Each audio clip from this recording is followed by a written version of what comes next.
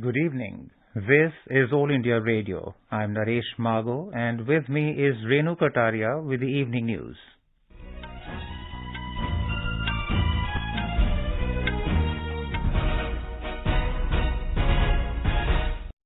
The headlines. Yogi Adityanath sworn in as Chief Minister of Uttar Pradesh for second consecutive term. Keshav Prasad Maurya and Brajesh Pathak take oath as Deputy Chief Ministers. 50 other ministers also administered oath. Prime Minister Narendra Modi congratulates Yogi Adityanath. Calcutta High Court orders CBI probe into Birbhum violence case. External Affairs Minister Dr. S. Jaishankar says restoration of normal ties with China requires restoration of normalcy in border areas. Lok Sabha passes Finance Bill 2022. Over 182 crore 55 lakh vaccine doses administered so far under nationwide vaccination drive. United States and European Union announced new partnership to reduce reliance on Russian energy. In cricket, 15th edition of Indian Premier League begins tomorrow. And in Swiss Open Badminton, Indian shuttler PV Sindhu storms into semi-final of women's singles. As we begin the bulletin, we appeal to our listeners to stay safe from COVID-19 by following these 4 simple steps. Get fully vaccinated. Wear a face mask. Maintain 2 gaz ki duri for social distancing and focus on hand and face hygiene. And now the news in detail. Yogi Adityanath was sworn in as the Chief Minister of Uttar Pradesh for the second consecutive term today. This was followed by the oath taking of Deputy CMs Keshav Prasad Maurya and Brajesh Pathak. 50 other ministers in the new cabinet also took oath on the day, which includes 16 other cabinet ministers, 14 state ministers with independent charge, and 20 ministers of state. Prime Minister Narendra Modi attended the grand ceremony held at the Bharat Ratna Atal Bihari Vajpayee Ekana Stadium in Lucknow. Mr. Modi has congratulated Yogi Adityanath on taking the oath as the Chief Minister of Uttar Pradesh. In a tweet, the Prime Minister said, "The development journey of the state in the last 5 years has marked several important milestones." He expressed the confidence that under Yogi Adityanath's leadership, the state will write another new chapter of progress by fulfilling the aspirations of the people. Union Home Minister Amit Shah, Defence Minister Rajnath Singh, and Union Information and Broadcasting Minister Anurag Singh Thakur, along with the chief ministers of many BJP-ruled states, also attended the function. More from our correspondent.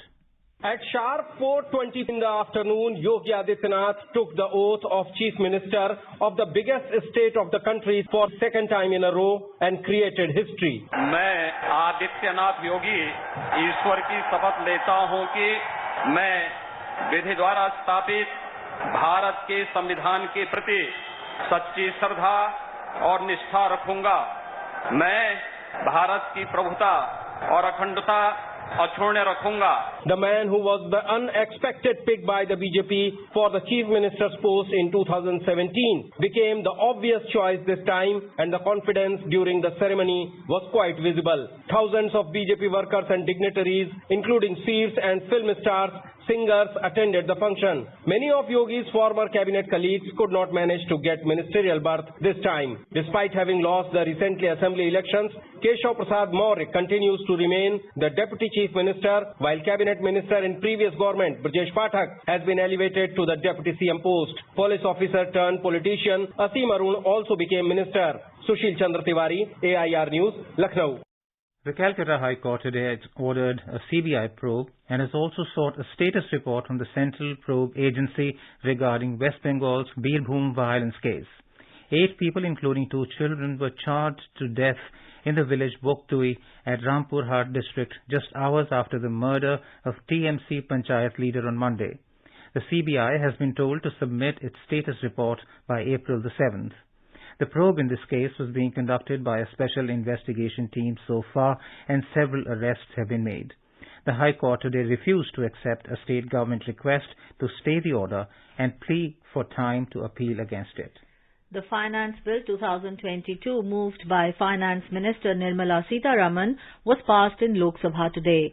In her reply to the issues raised by the members on the bill, the Minister Nirmala Sitharaman said that the tax proposals proposed in the bill are designed to cause minimum burden on the taxpayers. On the faceless assessment of taxpayers, the Minister noted that the amendments related to this are made to plug the loose ends and provide a window to the taxpayers to resolve the dispute through video conference during the finalization.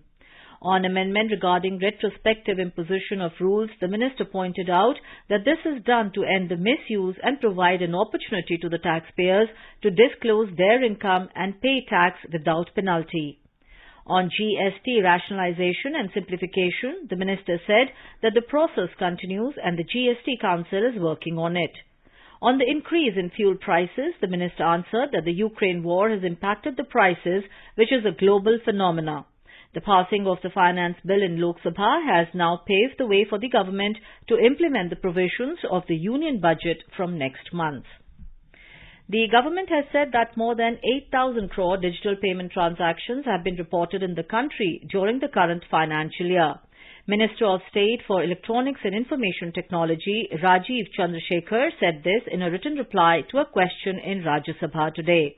He said over the years, the digital payment transactions have grown multifold from over 2,000 crore in 2017-18 to over 5,000 crore in 2020-21.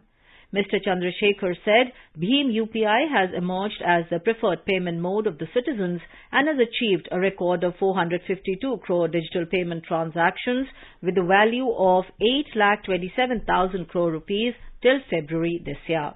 The Citizens Tele-Law mobile app that helps provide legal information and offers dispute redressal has been downloaded by 35,257 persons, and they have been provided 179,339 legal advice till now. This is the written reply given by Minister for Law and Justice Kiran Rijiju in Lok Sabha today. The Tele-Law service is operational in 669 districts across 36 states and union territories, covering 75,000 Gram Panchayats. Minister of State in the Ministry of External Affairs, V. Muralidharan, informed in his written reply in Lok Sabha today that there are approximately 13 lakh students studying abroad in foreign universities. Saying that specific data of students enrolled in medical courses is not available, the minister stated that around 22,500 Indians, including students, have returned to India due to the Ukraine crisis. The student module of the Mother portal launched in 2016 enables Indian students abroad to register voluntarily and provide data about their course, location, institution, and the duration of the course, among other information. The Minister for Ports, Shipping and Waterways, Sarbanand Sonowal, has informed in his written reply in Lok Sabha today that during the year 2020-21, the total cargo movement on national waterways was 83.61 million metric ton. An overall target of 200 million metric ton is set by 2013 Maritime India Vision, and for the year 2024-25, a target of 120 million metric ton is fixed. The national waterway, one between Haldia and Varanasi on river Ganga, National Waterways 2 between Sadia and Dhubri on Brahmaputra River, and National Waterways 16 on Barak River are being developed for the cargo movement. The government has said that fisheries and aquaculture sector in the country provides livelihood support to a total 2 crore 80 lakh fishers. Out of these, 27 lakh 80,000 fishers are full-time actively engaged in fisheries and fisheries-related activities. Fisheries Minister Parshottam Rupala said this in a written reply to a question in Rajya Sabha today. He said the Department of Fisheries is implementing a flagship program of Pradhan Mantri Matsya Sampada Yojana with an aim to bring about blue revolution through sustainable and responsible development of fisheries sector. External Affairs Minister Dr. S. Jaishankar today said restoration of normal ties with China will require restoration of normalcy in border areas. Briefing the media following talks with his Chinese counterpart Wang Yi in New Delhi, Dr. Jaishankar said they discussed bilateral relations that have been disturbed as a result of Chinese actions in April 2020. He said they addressed a broad and substantive agenda in an open and candid manner in the meeting that lasted for about 3 hours. He stressed that the completion of disengagement is necessary for discussions on de-escalation to take place. The minister described the current situation as work in progress, which is at a slower pace than desirable. He said his discussions with Foreign Minister Wang Yi were aimed at expediting the process. We've had 15 rounds of talks between senior commanders, and progress has been achieved on several friction points from the disengagement perspective. This needs to be taken forward since the completion of disengagement is necessary for discussions on de-escalation to take place. I would describe our current situation as work in progress, obviously at a slower pace than desirable, and my discussions with FM Wang Yi today were aimed at expediting that process. Over 182 crore 55 lakh vaccine doses have been administered so far under the nationwide vaccination drive. The Health Ministry said over 29 lakh 82,000 doses were administered yesterday. The recovery rate is currently at 98.75%. Meanwhile, over 1 crore children in the age group of 12 to 14 years have received their first dose of COVID vaccine. President Ram Nath Kovind will be on a 2-day visit to Uttarakhand from tomorrow. On the 27th of March, the President will address the concluding ceremony of the Silver Jubilee celebrations of Divya Prem Seva Mission in Haridwar. The 10-day mega Red Fort Festival, Bharat Bhagya Vidata, kick-started from today at Red Fort in Delhi. Women and Child Development Minister Smriti Irani inaugurated the festival. Speaking on the occasion, Ms. Irani said that Red Fort is not just a monument but a living example which every year makes the nation realize its resolve, promise and its responsibility towards the Constitution. She also mentioned that through this event, the diverse culture of India has been brought under one roof.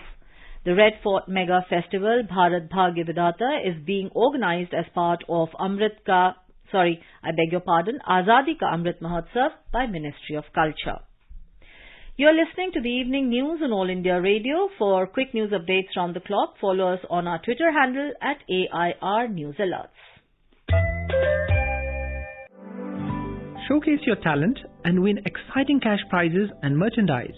Participate now in the Election Commission of India's National Voter Awareness Contest.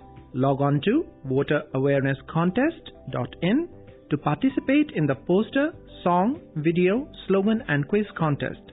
Send your entries to voter-contest@eci.gov.in before 31st March. अपने business को बढ़ाने के लिए लीजिए आकाशवाणी का सहयोग और दीजिए उसे बुलंदियों के पंख। आपका बिजनेस लोकल है या राष्ट्रीय, आकाशवाणी देती है उपभोक्ताओं तक पहुंचने का हर विकल्प। और अब तो आप घर, दफ्तर या दुकान पर बैठे बैठे कर सकते हैं आकाशवाणी के किसी भी केंद्र के लिए विज्ञापनों की बुकिंग। आकाशवाणी के विभिन्न चैनलों पर विज्ञापन देना सुलभ और सस्ता।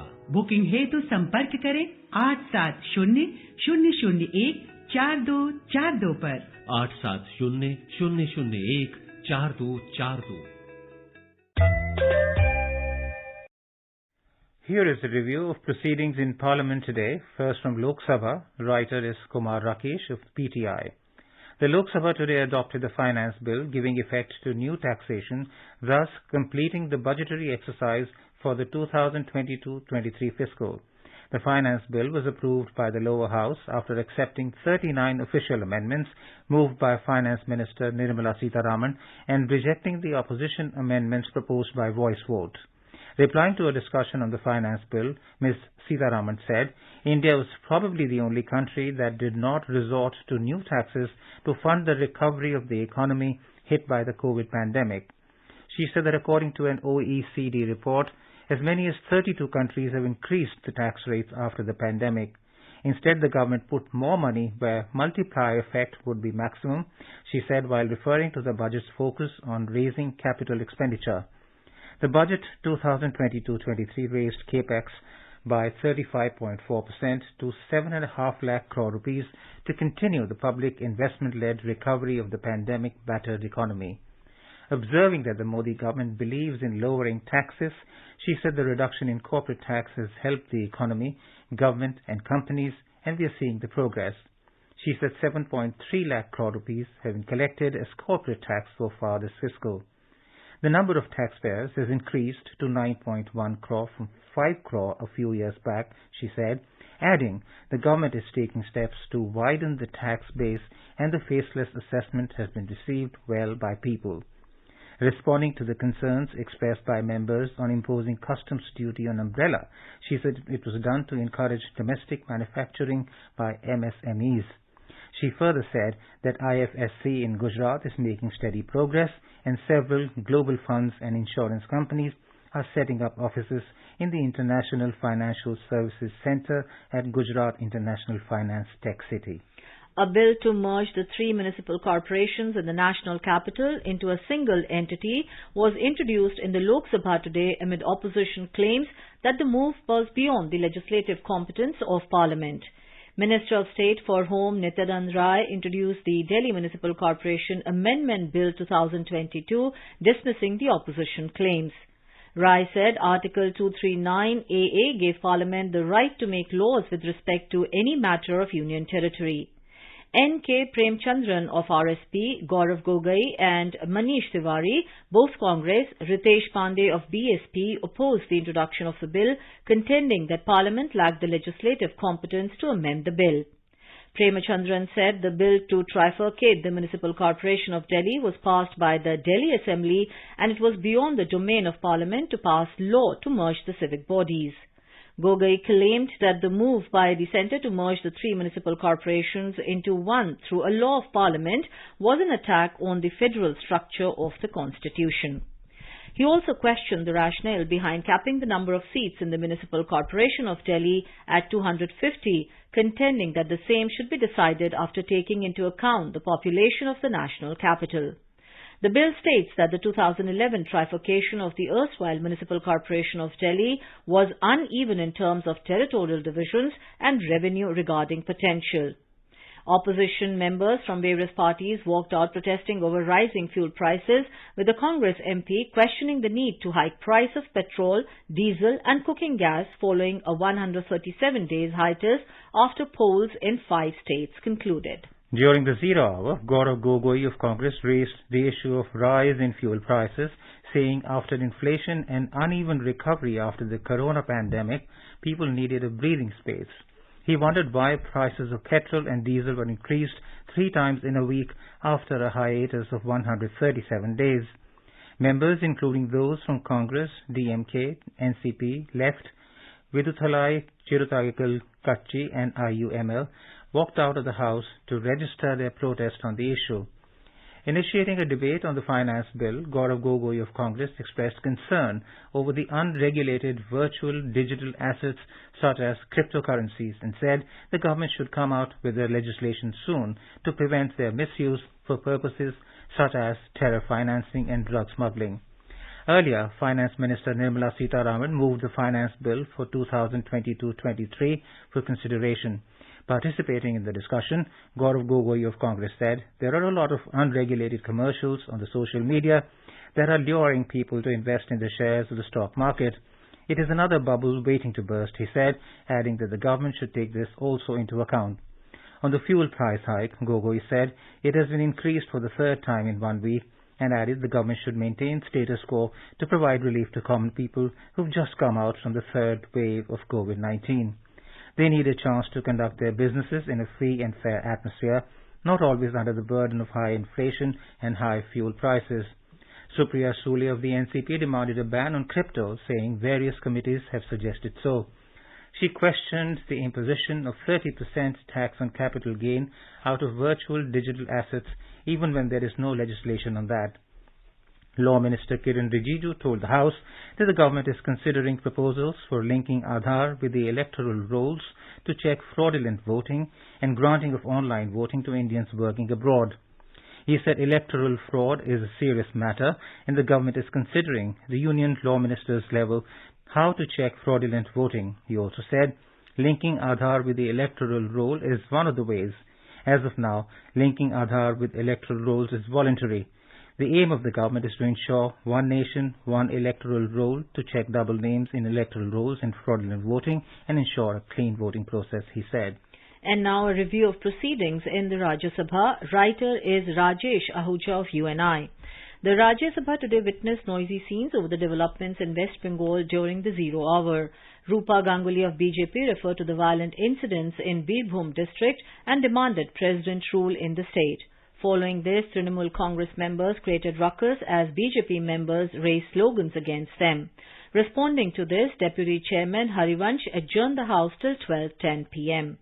Later, the House took up the matters of public importance during the zero hour. Sushil Kumar Modi of the BJP demanded ending the discretionary quota of MPs in Kendriya Vidyalayas as it was against the principles of transparency.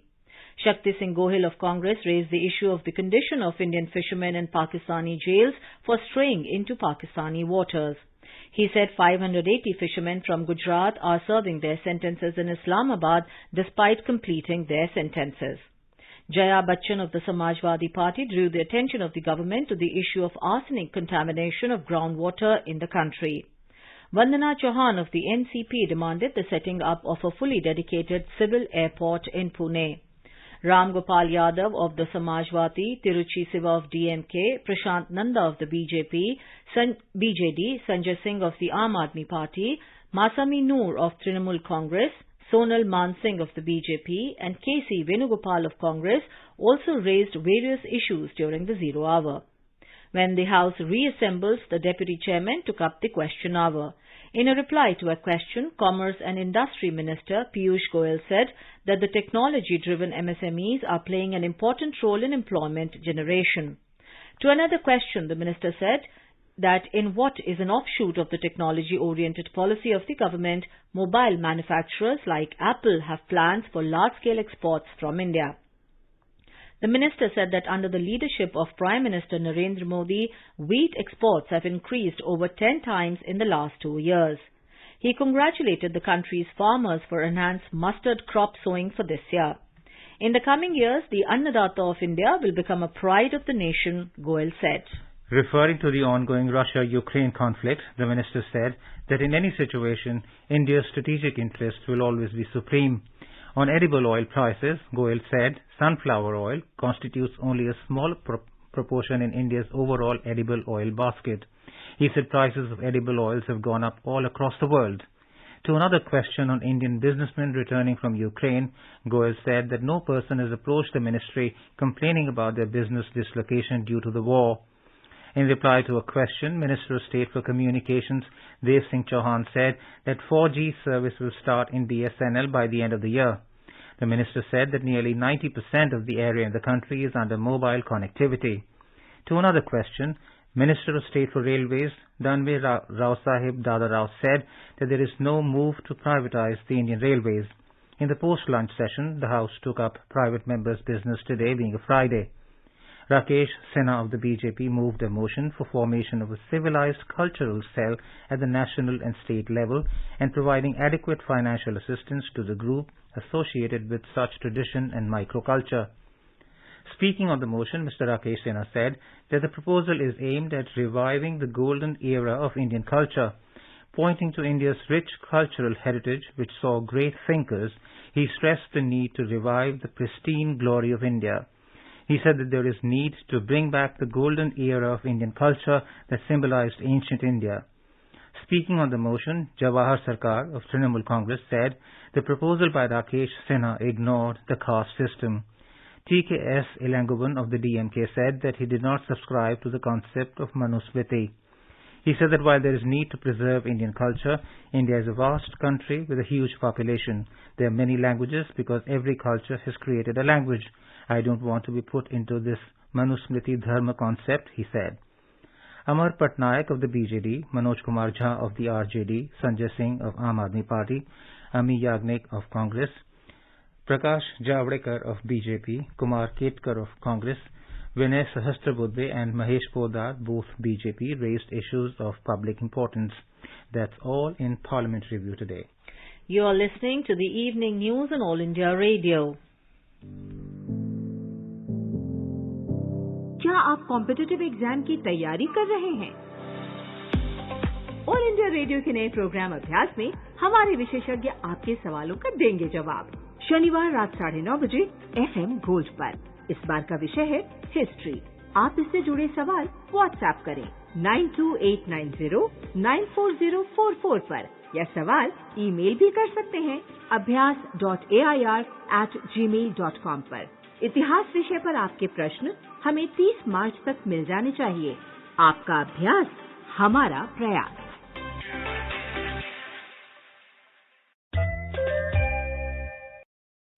FSSAI has launched Food Safety Connect app for food business operators and consumers. Download this app from Google Play Store and easily apply for FSSAI registration. Consumer can use this app to register food-related complaints. The United States and the European Union have announced a new partnership to reduce the continent's reliance on Russian energy. It's a step top officials characterize as the start of a years-long initiative to further isolate Moscow after its invasion of Ukraine. U.S. President Joe Biden asserted that Russian President Vladimir Putin uses energy to coerce and manipulate his neighbors and uses the profits from its sale to drive his war machine. Biden said the partnership he announced jointly with the top European Union official will turn that dynamic on its head by reducing Europe's dependence on Russian energy sources as well as the continent's demand for gas overall. The Indian Premier League returns for its biggest season tomorrow with a galaxy of top names and 2 new franchises, expanding the world's richest cricket competition to 10 teams for its 15th edition. We have a desk report.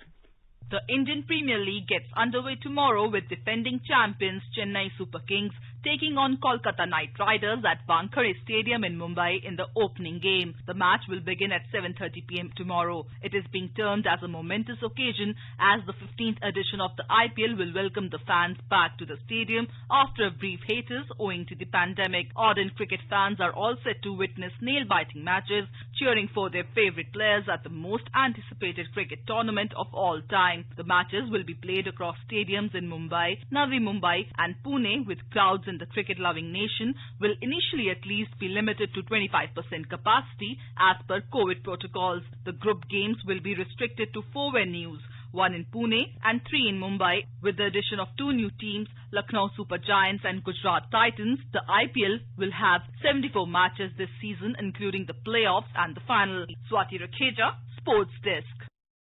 Ace Indian shuttler Pusarla V. Sindhu won the quarter-final against Michelle Lee in straight games by 21-10 and 21-18 and entered the semi-final of women's single in the ongoing Swiss Open 2022 Badminton Championship. And in men's singles, Pranoy H.S. also won on against his countryman Parupalli Kashyap in a straight game by 21-16 and 21-16.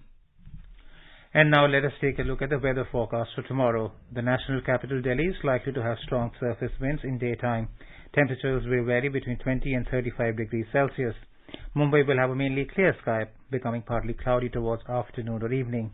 The minimum temperature will be 24 and maximum is expected to be 34 degrees. Chennai is likely to have a partly cloudy sky with temperature varying between 27 and 35 degrees Celsius. Kolkata will have a partly cloudy sky with temperatures between 26 and 35 degrees. Srinagar will have a mainly clear sky. Temperatures will hover between 7 and 22 degrees Celsius. Leh is likely to have a partly cloudy sky. Gilgit will have a partly cloudy sky too, and the temperature will hover between 11 and 26 degrees. And now, before we end the bulletin, the headlines once again. Yogi Adityanath sworn in as Chief Minister of Uttar Pradesh for second consecutive term. Keshav Prasad Maurya and Brijesh Pathak take oath as Deputy Chief Ministers. 50 other ministers also administered oath. Prime Minister Narendra Modi congratulates Yogi Adityanath. Calcutta High Court orders a CBI probe into Birbhum violence case. External Affairs Minister Dr. S. Jaishankar says restoration of normal ties with China requires restoration of normalcy in border areas. Lok Sabha passes Finance Bill 2022. Over 182 lakh vaccine doses administered so far under nationwide vaccination drive. United States and European Union announced a new partnership to reduce reliance on Russian energy.